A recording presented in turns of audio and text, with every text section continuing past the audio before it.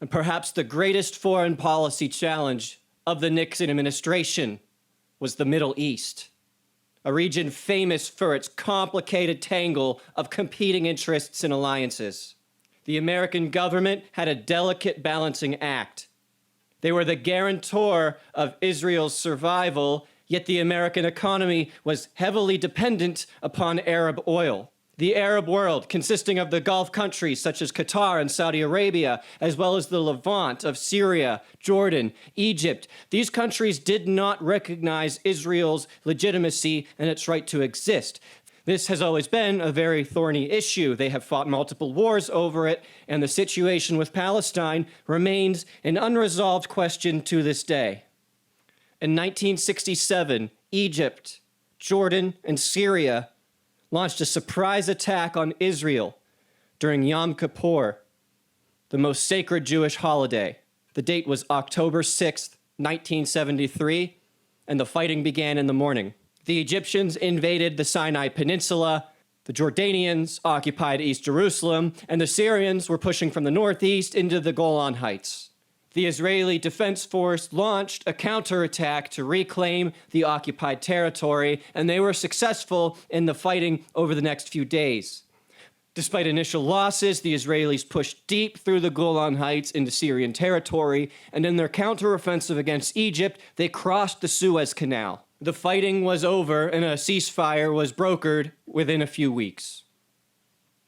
The fighting may have been short-lived, but the legacy of the war would change the political dynamic of the Middle East for decades. This marks the frantic beginning of shuttle diplomacy, when Kissinger was constantly traveling among capitals of the Middle East between 1973 and 1975.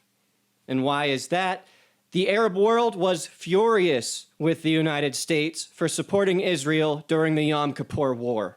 This anger culminated in the OPEC oil embargo, which lasted from October 1973 to March 1974. The oil-rich nations of the Arab Gulf had all agreed to not sell oil to the United States and to limit the production of oil, dramatically increasing the price of it. In 1974, oil prices rose as high as 400%. It's not an exaggeration to say that the OPEC oil embargo was one of the climactic moments of the Cold War. Pretty much every American citizen was affected by this embargo in some way. It exposed a vulnerability in American society that a foreign organization, in this case OPEC, could manipulate the American economy in such a profound way. And although the Yom Kippur War was over, the situation between Israel and Palestine was far from stable. In 1972, the Palestinian Liberation Organization, or the PLO, led by Yasser Arafat, launched a series of attacks against Israel. The most notorious one shook the entire world. Israeli athletes were assassinated in 1972 during the Olympics in Munich, Germany.